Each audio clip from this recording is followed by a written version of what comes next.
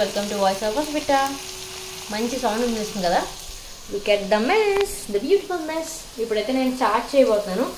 బేసిక్గా చాట్ అనగానే మేము దగ్గరలో ఉన్న ఒక చాట్ బండ్ ఉంది, మా ఫేవరెట్. అక్కడికి వెళ్ళిపోతూ ఉంటాం అనమాట.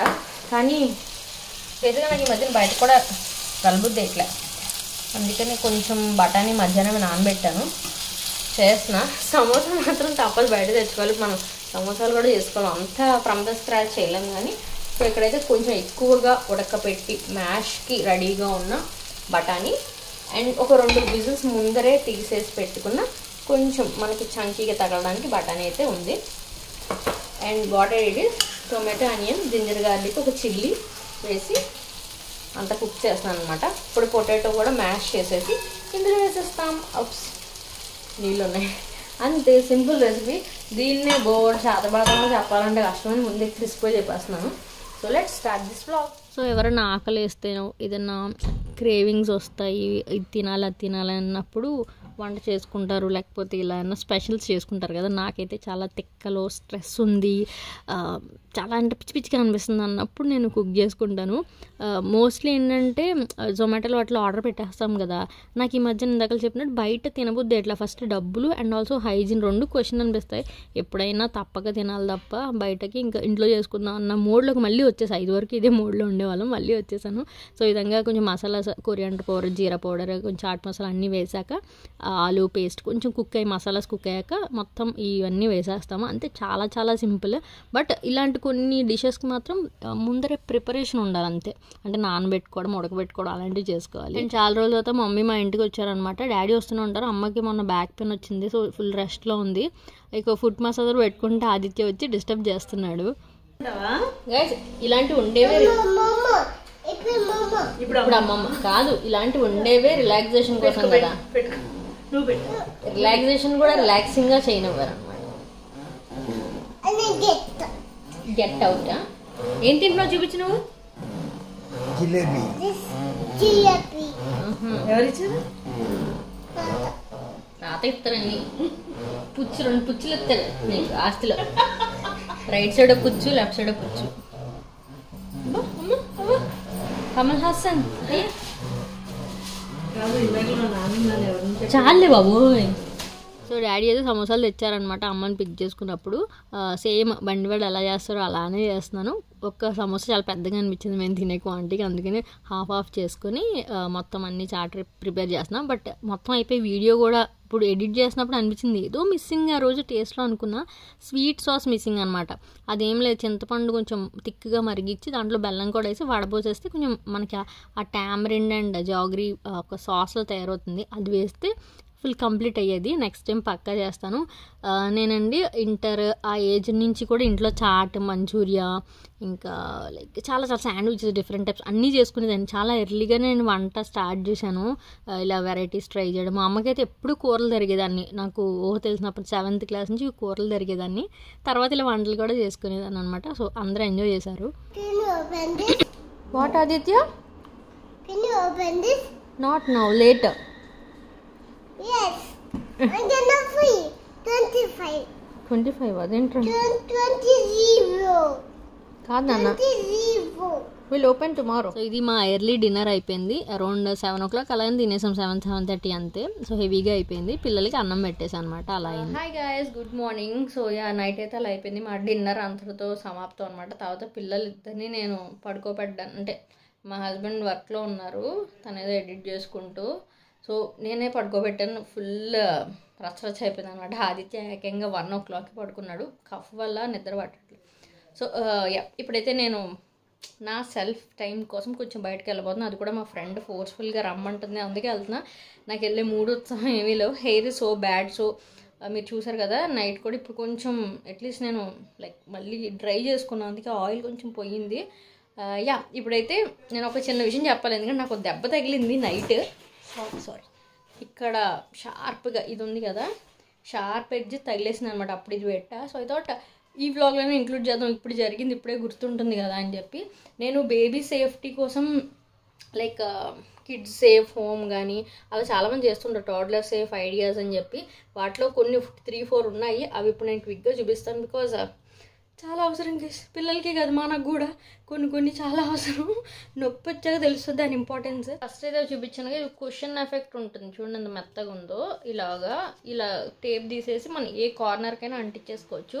నేను కొంచెం స్టైల్గా ఉంటుందని చెప్పి ఇలా ట్రాన్స్పరెంట్ ఉన్నాయి, వీటికి కూడా స్టిక్కర్ కూడా ఇస్తారు, అవి పెట్టచ్చు. ఇవి 2 టైప్స్ అనమాట ఎనీ కార్నర్స్కి పెట్టేది. ఇది అయితే ఇలా కార్నర్కి పెడితే అసలు చాలా నీట్గా ఉంటుంది అనమాట. మీరు ఏమైనా మంచి ఫర్నిచర్ లుక్ పాడవుతుంది అనుకున్నప్పుడు ఇది పెట్టచ్చు. కాకపోతే ఆదిత్య పీకేశాడు.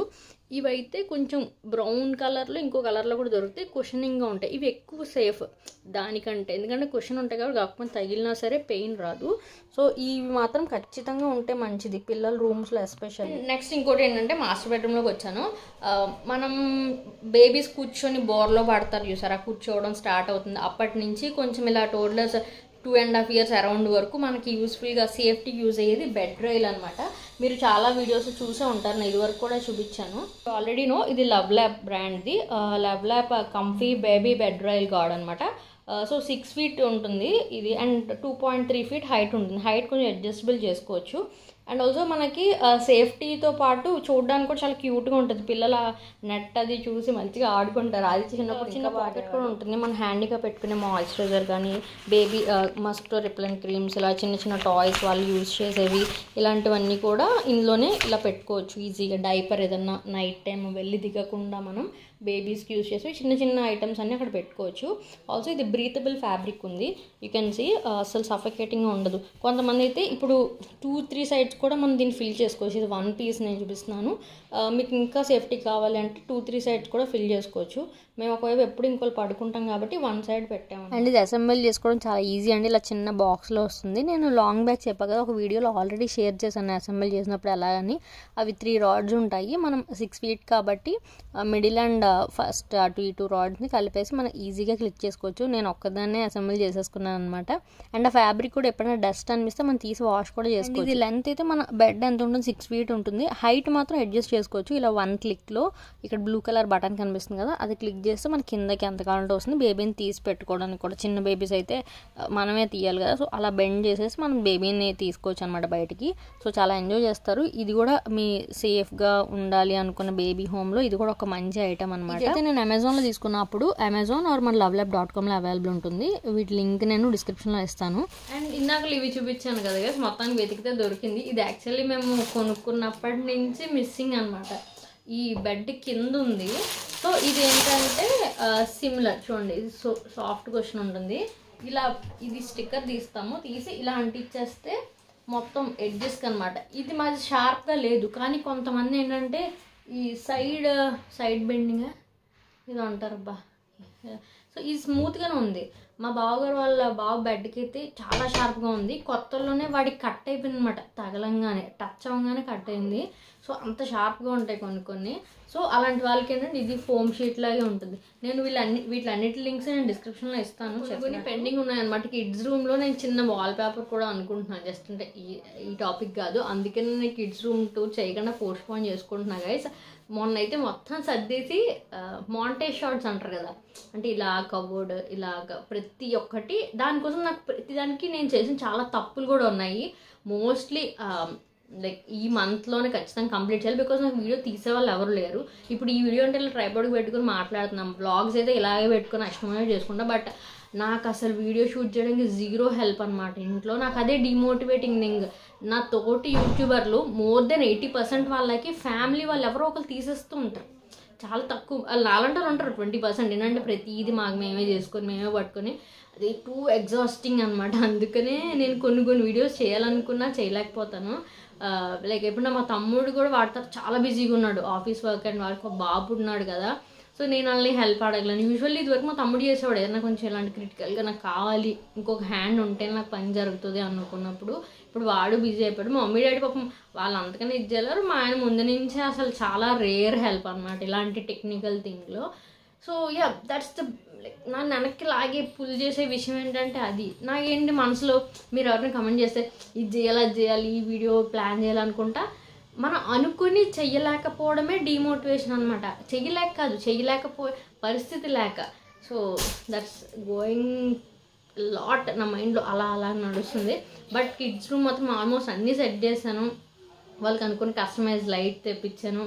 ఒక మంచి డ్రీమ్ రూమ్ అనమాట ఇది. తప్పకుండా నేను చేసిన తప్పులు ఏంటి అంటే మేము ఇంటీరియర్ చేసినప్పుడు కొన్ని తప్పులు చేసాం, ఇప్పటికీ కరెక్ట్ చేసుకోలేని తప్పులు, అవన్నీ కూడా మీరు కిడ్స్ రూమ్ టూర్లో చూస్తారు. సో ఇవాళ అయితే ఇంకోండి సేఫ్టీ వాటి కోసం చెప్దాం అనుకొని ఈ వ్లాగ్లో యాడ్ చేస్తున్నా. So stay tune and do subscribe. చాలామంది సబ్స్క్రైబ్ చేసుకోకుండా చూస్తున్నారు. నేను ఆల్మోస్ట్ 5 lakhs దగ్గరలో ఉన్నాను. ఐ థింక్ ఇంకొక 10,000 అరౌండ్ అనుకుంటా, 8 to 10,000. So yeah, let's see voice of Hospita 5 lakh subscribers అని చూడాలని చెప్పి నా ఆశ. సో ఆల్మోస్ట్ 4 years అవుతుంది యూట్యూబ్ స్టార్ట్ చేసి. 4 yearsలో 5 lakhs అంటే I'm very much proud of myself అనమాట. So that's it guys. నేనైతే ఫాస్ట్గా అన్నం తినేసి బయలుదేరాలి. వ్లాగ్ కంటిన్యూ చేస్తాను. ఇంట్లో గందరగోళంగా ఉంది, పిల్లలు అలా చేస్తున్నారు, వాళ్ళకి కూడా లంచ్ అయిపోతే వాళ్ళు ఇంకా నాప్ టైం కాబట్టి మా పేరెంట్స్ ఉంటారు.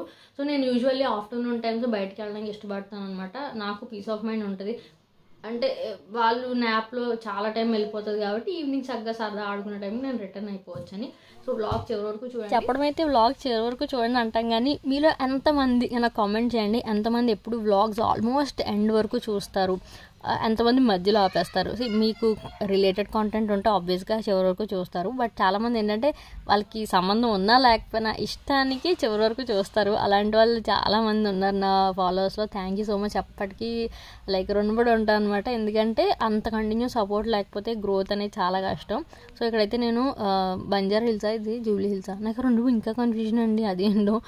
ఇక్కడైతే మా ఫ్రెండ్ బలవంతంగా నేను నెయిల్స్ చేయించుకోవడానికి వస్తారా అంటే బలవంతంగా వెళ్ళాను. బట్ అక్కడికి వెళ్ళాక మంచిగా అనిపించింది. వన్స్ ఇంట్లోంచి బయట పడిపోతే మైండ్ ప్రిపేర్ అవుతుంది. అబ్బా వెళ్ళాలా, రెడీ అవ్వాలి, పిల్లలు ఇప్పుడు వదలాలి, ప్లానింగ్, ఇవన్నీ చిరాకు వచ్చి అసలు ఎక్కడికి వెళ్ళడం మానేస్తాను అనమాట నేను. సో ఇది ఆల్రెడీ రీల్ పోస్ట్ చేశాను.